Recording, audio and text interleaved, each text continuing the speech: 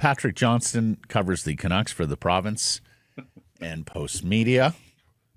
He joins us on Thursdays. Couldn't wait to get me in here, could you, Matt? That's it. Chomping at the bit, Patrick, to have you in and ask you if you feel like the playoffs begin tonight. Have they already begun? And what's your faith level in these Vancouver Canucks making it for a second straight year? Oh, my goodness. Well, you watch them on Tuesday night, and you're like, okay, this is the team. This is what they are. And then you remember how they played against Utah, and they were tired, I guess. But also how they started against Chicago with not a lot of shots in the first period. I am an anxious confidence. Is that a thing? Is that allowed? Obviously, it's a 3.5 way race at this point. Utah has some ground to make up, but Utah is probably playing the best of the 4 teams in the mix. I don't have a lot of time for Calgary. I haven't all year, but they've hung around. St. Louis is kind of the same. They're sort of a team that's between where it really needs to be and what it has been. And yet there they are. So yeah, obviously big game tonight. The Canucks, you go to any of the sites, they're sort of somewhere between 35 to 50% chance of making the playoffs. Yeah, Dom's still at 50. Yeah, which feels fair. They have the toughest schedule still, if I'm not mistaken. I haven't double checked, but when I last checked, which was a week or two ago, they still have the toughest schedule remaining. So they will have to work hard. And if they do it, I suppose you can buy some credence in the idea of anything can happen. You get in. We know Winnipeg didn't play well, but that effort, but Winnipeg not playing well can only get so low. They've got a pretty high floor team. Yeah, they play like that most nights, they're going to win those hockey games, right? The Canucks outskated them. Yeah. There was a Brock Besser had a couple shifts where you're like, why doesn't he do this all the time? Right. And that's not a criticism. It's sort of like it's a reminder of the reality of Brock Besser, which is not the greatest skater in the world, but a smart hockey player with really good hands, and who thrives entirely on confidence. And he has not been feeling very confident lately for a variety of reasons. But that was as good as he's looked in probably since maybe the playoffs last year. A player who really can step up in the moment. And so now the question is, can he carry this forward? Elias Pettersson has looked a lot better in the last 2 weeks. Can he keep that going forward? You think so. He's being paid to be that guy. And certainly the sort of poise that he's bringing to the game, I think, shows that he has found a new way. I've got a little story coming on Friday. I did talk to him about facing the Rangers and that guy. And he didn't shy away from it. He's looking forward to the face-off challenge. And didn't obviously want to get into the details of what the split was, but a player who sees a challenge in front of him. Obviously the weekend's a huge test for him. So, every game, we've heard this before, every game matters. Games that matter, meaningful games in March. Here we are. I would love to hear what is said in that face-off talk, right, between the two of them. To be a fly on the wall. Oh boy, because they didn't really encounter at the Four Nations. We were waiting for. They had one face-off against each other, I think, but it was pretty benign. And they didn't really cross paths on the ice much. Lekkerimaki looks out.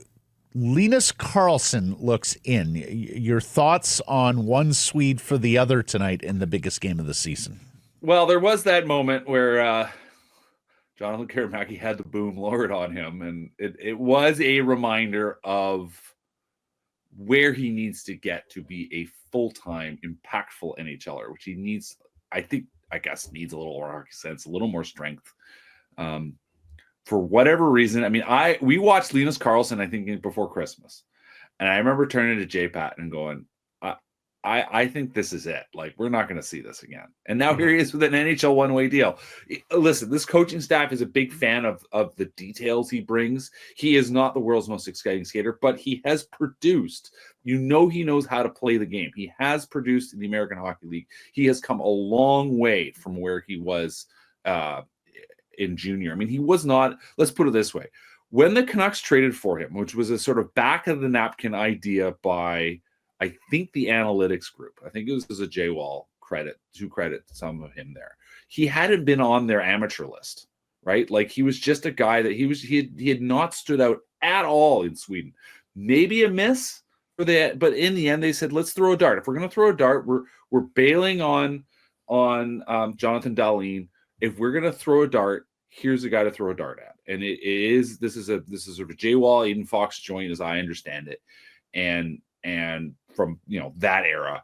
And let's take a look and see what we can get out of this. And clearly the kid has the right character because he turned himself into not just an effective AHLer, but he has found his way to an NHL one-way contract. There's still lots I'd like to see more from him to be a regular NHL player, but Rick Tocchet likes the way he works on the boards. You can see the size and stature of the player. If you want to understand, sort of how much more, I suppose, permanent his role on this team is, you just look at where he is now sitting in the dressing room. He is sitting in Bo Horvat's old stall right by the exit to the back area where the showers are and whatnot. Like, he is not sitting in that normally when you walk in the room where the media comes in, which would be to the left of where they tend to do all the video on-camera scrums, there's a couple seats there where it tends to be players that are kind of floating in and out, although Dakota Joshua likes sitting there. But usually there's a couple stalls or the extra goalie or whatever.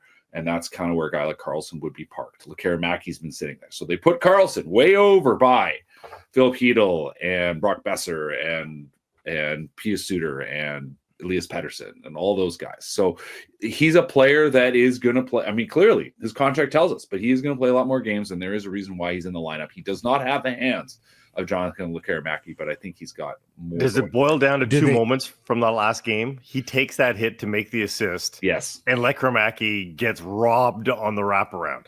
Like, if those two moments don't occur, is the opposite happening here tonight? I mean, I think you're looking at also a St. Louis team that's sort of got that reputation of being big and physical and what have you, right? So what are we trying to do here? What are the matchups we're looking for here? How can we put, how hard is it going to be to put Lekkerimaki in a position to succeed? I mean, that's possibly me overthinking it, possibly the coaching staff overthinking it, but here we are. And I get it. Okay. I get it. Lekkerimaki's getting there. He's close, but there's still more to sort of build on this play. My question is, are we drunk off 6 goals against Winnipeg? Do you have enough offense in the lineup to be taking out a one-shot natural goal scorer? Yeah, I think that's a fair question. I mean, it is a bit of how do you line this team up? I mean, to me, it's more like the Nils Oman with Dakota Joshua and Connor Garland, which is sort of, I mean, if you're picking spots and you're making choices, I mean, Jake DeBrusk needs a guy to play with, and Pia Suter's a pretty good centerman. Kiefer Sherwood's in the mix somehow. I mean, he works hard. He was never going to sustain that scoring pace. Kiefer Sherwood is probably too far up the lineup, but they're dealing with the fact that Phil Hedl is out. But he's had great assists lately. Sherwood, he's played. Listen, don't get me wrong. I love the player, but really, just to Matt's question, like in the end, this is far from a perfect lineup. You should not look at the win on Tuesday and saying this is who the team really is. Like, no, that was the high watermark of this team, right? Like, that's as good as it gets.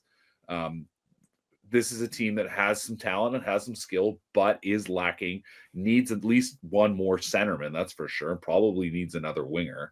And so, they're going into this game, a big, huge playoff game, a big, huge playoff push, where they need a bit of everything. And I don't know if Jonathan Lekkerimaki, as much as we are excited by his shot and his offensive instincts, and listen, that wraparound should have been a goal. Most goalies don't stop that, but Connor Hellebuck is going to win the best and is going to be in the Hart conversation for stops like that. And the kid will learn, and he probably will go a little bit quicker next time and won't let that happen. I mean, he is a guy that will get better. He's getting there. He is not there yet. So at the same time, yes, we shouldn't get drunk off 6 goals, but you also shouldn't get drunk off Jonathan Lekkerimaki and who he might yet be. Are you worried about the physicality part?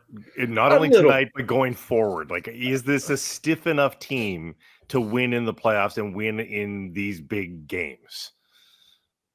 I guess so. I mean, there's an element of this team that is, I mean, certainly we've seen the way that Sherwood plays, and that's a guy that brings it every night, no matter what happens. I think Drew O'Connor has been a bit underrated in this. He obviously we all see the wheels, but he is mixing it up every night, right? Like there's a guy that plays hard, plays fast. But there isn't that much. There is no dog in the middle of the ice. Like Elias Pettersson plays hard, will throw hits, but is not known for that. And Pia Suter and Teddy Bluger and Niels Oman work hard and are smart players, but none of them are that. Physical. They're not physical guys. So no, you're right. I mean, like you're right. You also don't want to overcook the importance of it, but still, you're right. There is that element of can we just grind the other team into dust, and that is not a lineup that is built for that. I'm drunk on Nils Hoglander over the last month. We all are. But particularly because of what I heard from Rick Tocchet this week. And look, Nils Hoglander has a lot of redeeming traits as a hockey player. He's got hands, he moves, he's feisty, energy, effort, heart, a lot of those things. But the one thing that I think was a knock on Hoglander as a draft prospect and has proved true in the National Hockey League and accounts for some of his inconsistency is that I'm just not sure this is an instinctual high hockey IQ kid. No. And Tocchet says this week, Hoglander came to him about a month or two and said, basically, you're overloading me with information. I want one or two things to think about. And since then, Tocchet and the coaching staff has dialed it back in terms of instruction, and Hoglander has taken off. And what I love about it, Patrick, is you're an educator. Technically, you have to coach and teach some kids differently than other kids, right? And it seems like they have found their sweet spot in terms of Nils Hoglander, what he can handle, what he can handle, and how to get the best out of him. Yeah, and the note from Tocchet about exactly that. I mean, I think it goes two ways. It's I think they're giving the player the credit for recognizing how to listen. But I was going back to Rogla, like he was a guy that he would show up with all these different ideas, but never knew how to necessarily. I've been told this. Never necessarily knew how to focus on the idea. What are the priorities? And as he, so it's been a kind of a leaps and bounds, but occasionally having to fall back growth process for this player. And, I asked Petey, I mean, quick credit to Daniel Wagner, beat me to the punch because this was a topic I think we both obviously had. He wrote the story first. My story's coming up today on Thursday. But I asked Petey, I said, what has been his, why has Hoagie been so good lately? He goes, well, he wins pucks. And I said, why? He said his legs. Pete just went, he's so strong. And that is coaching, right? You look at a player and you say, how can I make you better in a way that maybe you didn't even imagine you could be? And that has clearly, they've hit something here. They've come back. I mean, the guy was obviously a goal scorer last year, 24 goals. He knew what he was doing. We knew he had a nose for the net. He found a role last year. This year he's looked lost. Obviously, the team as a whole looked lost. But lately, that made sense. I mean, him and Besser and Patterson have not played together a lot, but they've been intriguing. And over the 3 years I was looking at, 11, they played, I think, 110, 111 minutes together at 5-on-5, 57% Corsi. Like, that's not a huge sample size. You want to see where this goes.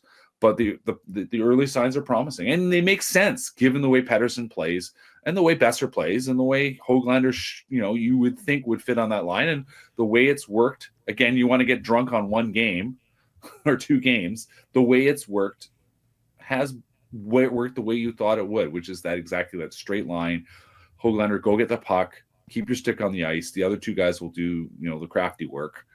And it's worked. But they catch him in flight a lot. Like Pettersson catches him in flight a lot, and also, as we've said countless times, he makes Pettersson skate faster for whatever reason. He just makes Pettersson's feet move, and maybe he's having that effect on Besser. Maybe that's why we saw Besser's feet moving a little bit more. For some reason, he infects them.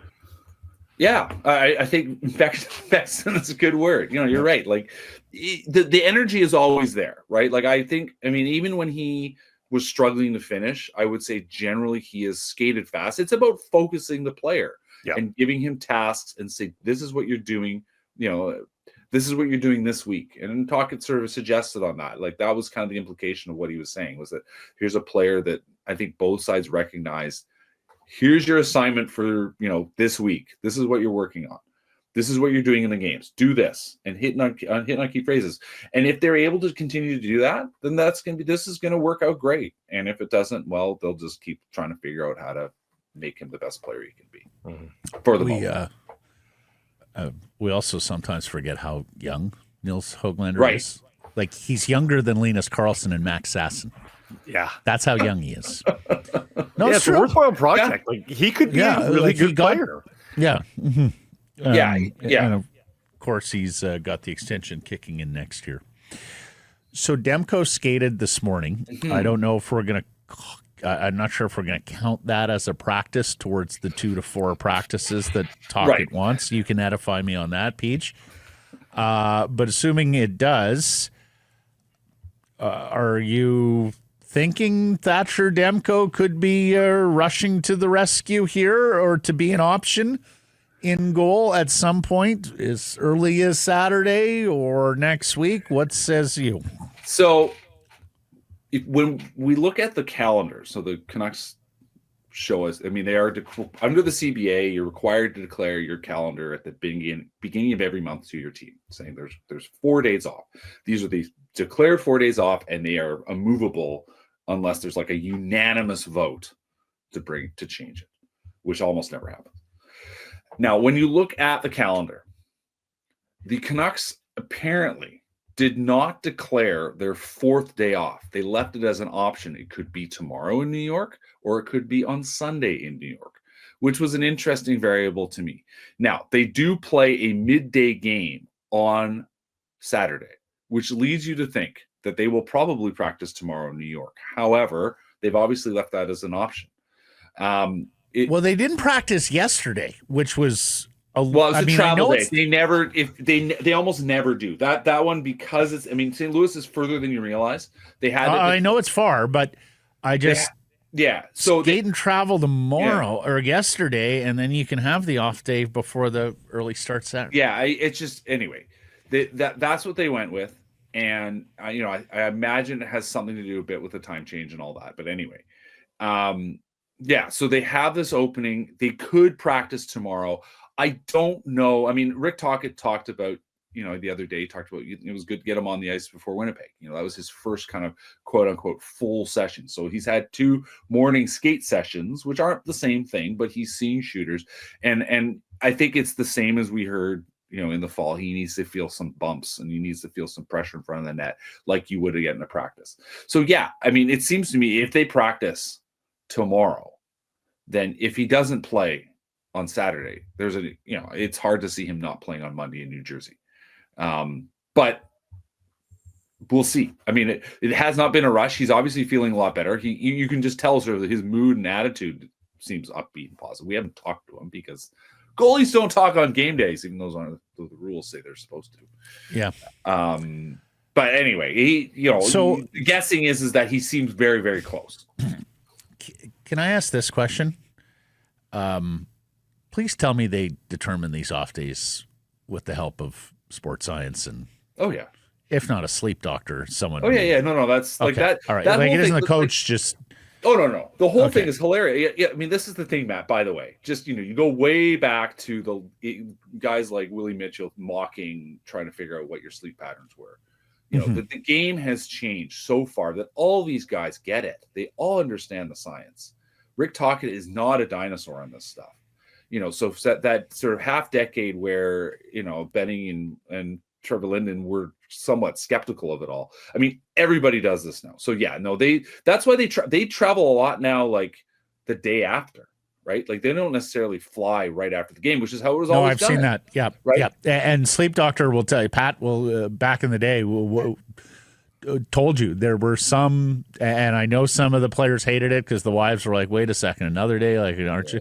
But there are some road trips where you're way better off spending the night having a regular sleep. A good night's sleep is a good rather night's than flying through the middle of the night, getting home. Sitting in a chair after a game is the worst thing you can do in terms for your recovery. Before you go, any intel on Hedl? None. Yeah. I mean, we didn't see him at all. I mean, Tocchet sort of. Tuesday, Tocchet said no, still pro. I mean, of course he's still in protocol. Once he goes in, it was going to take at least 5 days, but no signs. I mean, it's a slow process. I don't think there is any instinct to rush on this one. No. I mean, it's the one thing you do wonder was, I mean, obviously he had the major concussion last season. There was some sort of issue early in the year. He insists it was not a concussion. So was it whiplash? We don't know. But, it's been a tough season, 2 seasons for him. So obviously there's big concern about that. And but we didn't have any sign of him pregame Tuesday. So what his actual status is. We're 4 days, 4 days into this. Unlikely for the Rangers though. So you're probably early next week at the very best. Yeah, I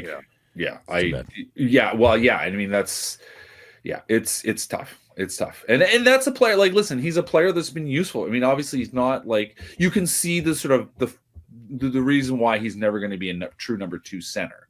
But there's a lot of smart stuff, and the wheels matter, and the puck has been at the right end of the ice with him on the ice since he's joined the Canucks. Like, he has been a positive contributor to this team. He has made the team better. There is absolutely no doubt. Patrick Johnston, he's anxiously confident or confidently anxious about the Vancouver Canucks down the stretch. I think it's definitely confidently anxious. Yes, I can tell you I'm anxious about this team for sure. Thank you. See you guys.